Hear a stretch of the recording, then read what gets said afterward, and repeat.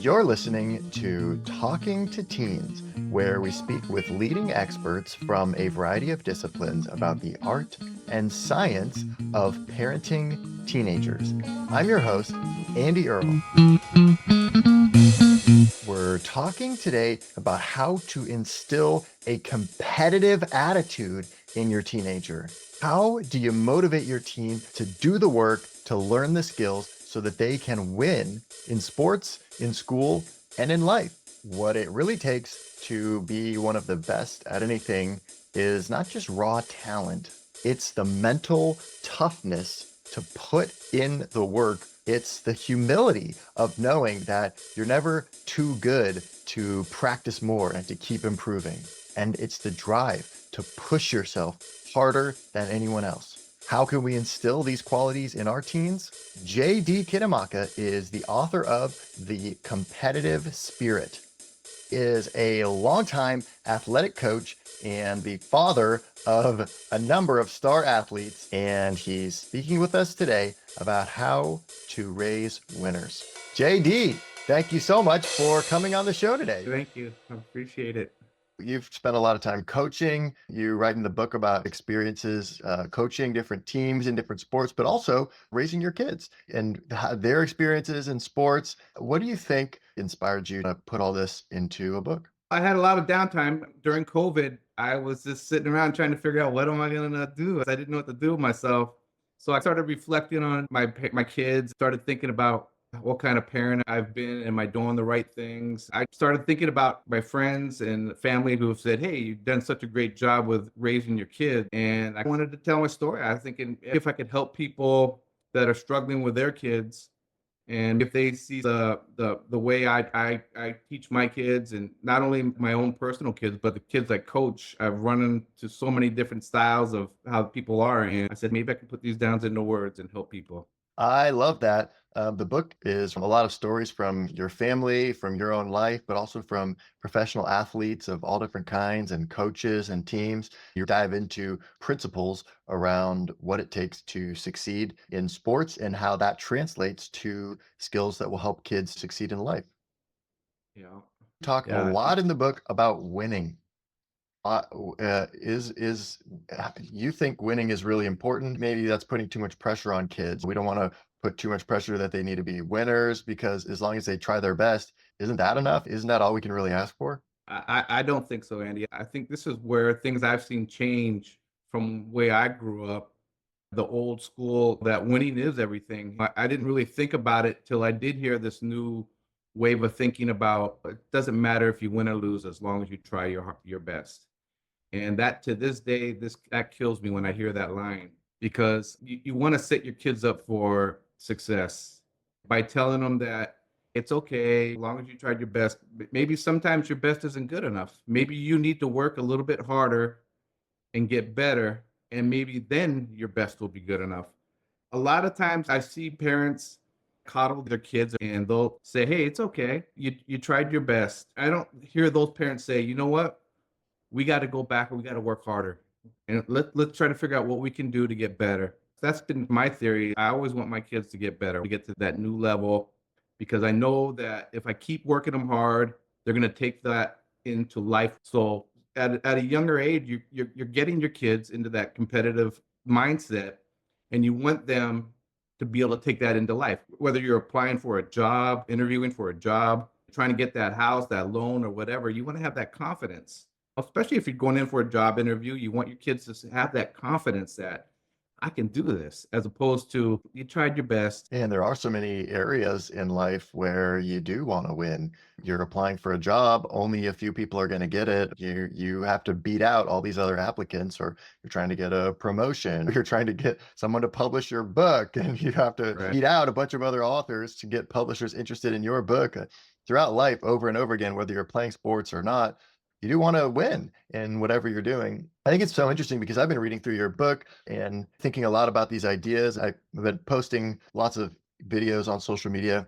I posted one recently talking about study skills and how maybe you could ask your teenager about strategies that they see working for the best kids in their class. What do they think would happen if they tried to apply some of those strategies in their own studies?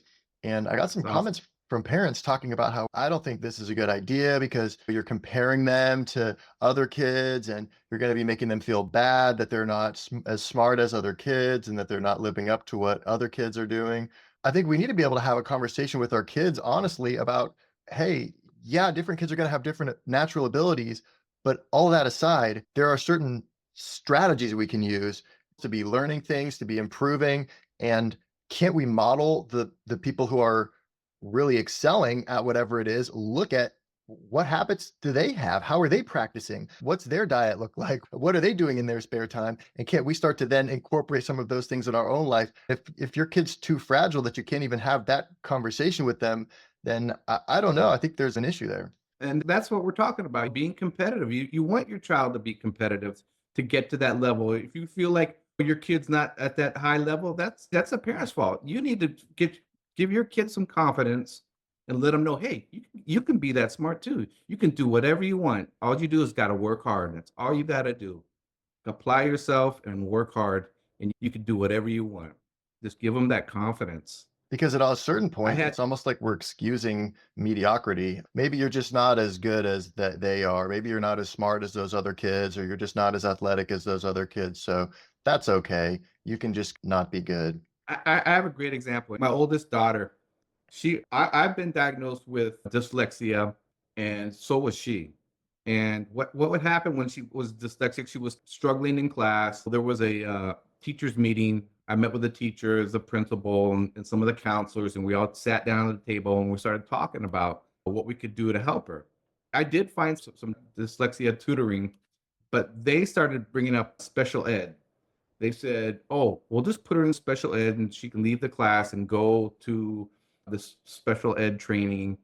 And right then I cut them off. I said, "No, I don't want her to have any special ed training because growing up, I felt like I was frowned upon and looked down at as a person that had to go to those special ed classes. And I wanted her to feel that struggle. I felt it and I worked through it. I know she's just as strong as me, if not stronger mentally. I don't want her to be in special ed.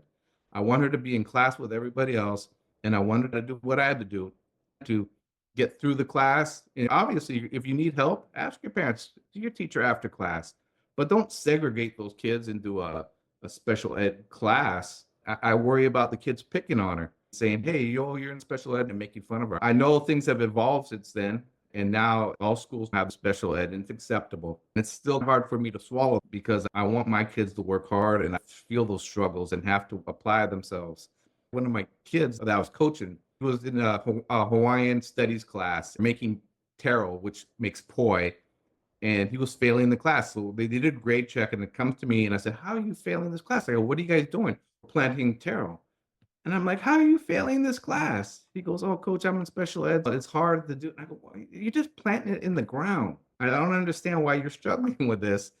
And I go, on my defense, you're struggling every day. You are figuring out this defense that is very complicated. And I know you're a very smart boy. Don't be telling me you can't plant something in the ground and get an F instead of getting an A, because I know you're smart. You just got to start applying yourself. I love that. I think that's so interesting, also related to some things you talk about in the book in terms of giving kids a pep talk. You don't really believe in pep talk so much. Isn't that the Right. key role of a coach? Is that when you're down at halftime or you call the timeout with only 2 minutes left in the game and give that pep talk that's going to get everybody rallied up and psyched up to go out there and win? It's only in movies. When you're playing, you're not thinking about winning one for the Gipper or something that your coach had told you to inspire you. You're focusing on what you need to be doing out there. And you should be figuring out, okay, with my technique, am I getting to the ball? Am I doing everything right?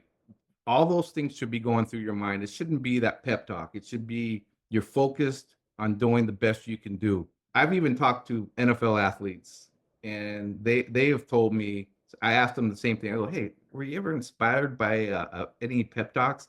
And they just flat out smiled and laughed and said, no. I've had coaches come up to me and say, oh, can you maybe give them a pep talk before the game? I just said, I apologize, coach, but we're ready. I don't really need to do a pep talk. He was shocked because I'm always yelling at my kids and trying to get them motivated during the week. But I feel confident by game time These guys are ready. I don't need to say anything. Just let them go and let them play. I know they're going to do great. They always do. And it's satisfying. But it ties Sorry. into this feeling that we need to supply the motivation, or that if we can just pep them up with the right words, we can get them motivated and they're going to go out there and try harder.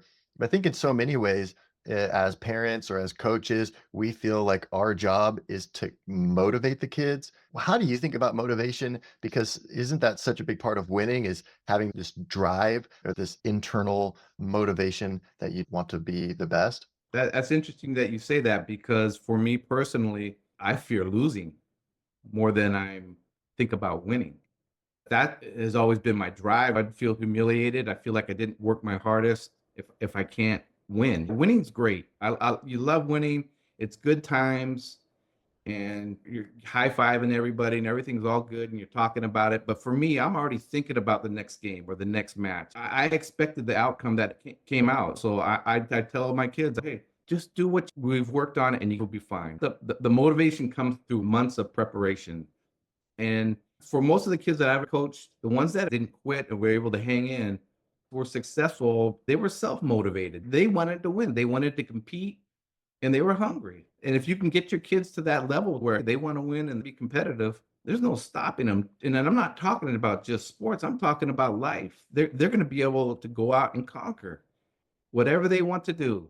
And I constantly telling my kids that you can be whatever you want to be. I don't, a doctor, lawyer, whatever you want to do. All you do is go get it. You also write in the book that laziness is the one thing that you absolutely do not tolerate on your team. So I think that also ties into this idea of motivation. A pep talk isn't going to take a lazy kid who doesn't care about this activity and suddenly make them care, or there's something deeper going on there. Well, how do you feel about laziness? Or if we think our kids are not working their hardest or not really trying their hardest, what do you do about that? How do you help them to find that motivation to care about something?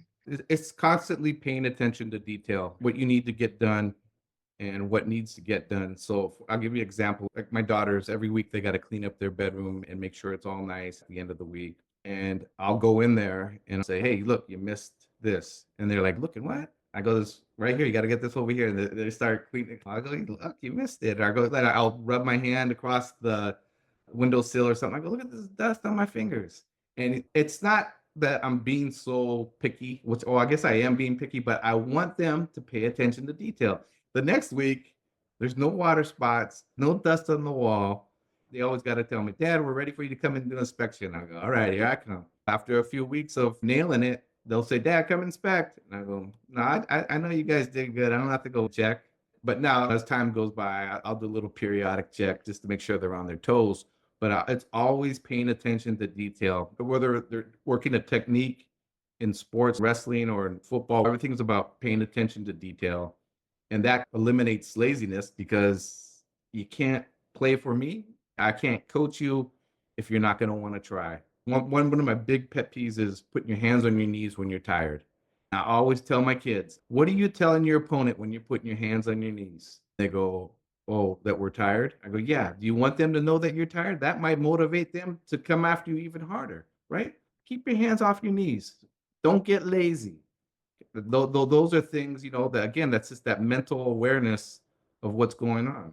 And that's how I try to combat laziness, but I really don't like it. You also have another rule in the book that you call the do one more rule. What does that refer to? So when we're doing drills and techniques, I always focus on plenty of reps because the reps will destroy any doubt of what you need to do.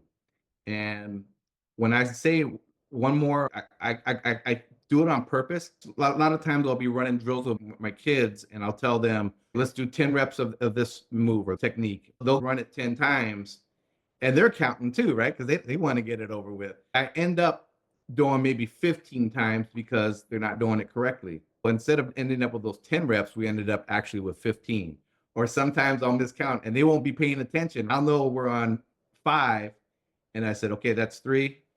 If they don't catch me, I keep adding the reps. I learned a long time ago from a world champion, Olympic gold medalist, John Smith. He said that You don't master a move until you've done it 10,000 times. I take that to heart. I think that is huge. That when he said that, this never left my mind. And that's why I focus so much on repetition, just doing things over and over again before it comes second nature to you. And once you get out on the mat or out on the field, you just go into that mode to where you know exactly what you're going to do because you've done it so many times and you're so successful at it. As a coach, it's just great to see it. You talk in the book about how you might be better off working on fewer moves so that you can really put in the reps with the ones that you are working on and really master those. It's like the jack of all trades versus really mastering a smaller number of moves. I know coaches that know every move in the book. That it blows my mind that they're so knowledgeable. But then I see them trying to teach all those moves to kids that maybe they're not picking them up. And then those kids sometimes they'll fall behind. And so for me, my coaching style is to work on just enough to be successful. For example, if we're doing a single drill, we'll hit those low singles until it becomes second nature. Then we'll move on to the next move. We'll move on when I feel like you know what you're doing with one move. It depends on the kids too. If you have a kid that can pick that stuff up, then yeah, you want to continue to work with that kid to get at a higher level. But you don't want to get to that high level with everybody when you're leaving the other ones behind. You don't want them falling behind. You talk about some research in the book.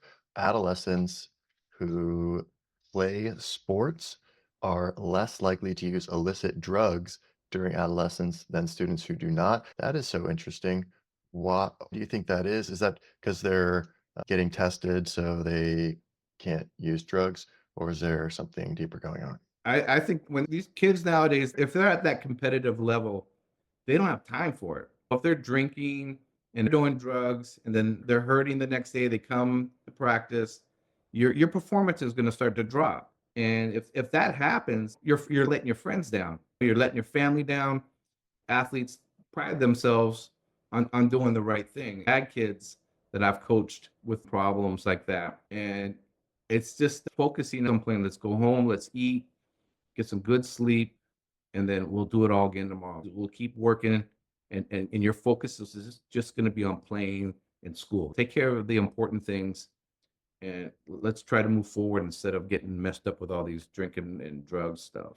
My practices are tough. If you're doing drugs and you're drinking, you're not going to make it. But I've seen kids go downhill and then I got to pull them on the side and say, hey, what's up? Why are you so tired? Or what's wrong? They might have some family issues. They might have other problems. I try to talk it out with them and just let them know I'm there for you. Got any problems? Call me. You got my number, and try to work through those problems. I've had kids with anger management. I had this one kid come late to practice one day. I asked him, hey, why are you late? He goes, oh, I had anger management class. I go, oh, okay.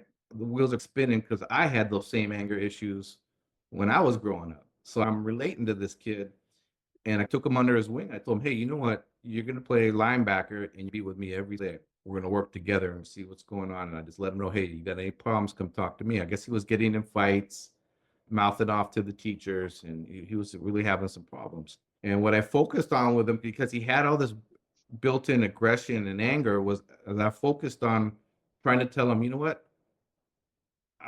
You take that anger and use it and control it. When you're playing, let that anger go full speed in one play. Let it go and get to the ball, make the tackle, and then get up. Don't have to talk to him. Don't have to pick fights with them. If you're arguing with the other player and you push him down or you get in a fight, he goes, oh, I'm going to get a flag thrown on me and we're going to get a penalty. And I go, well, then what did you just do to all your teammates? You just let them down.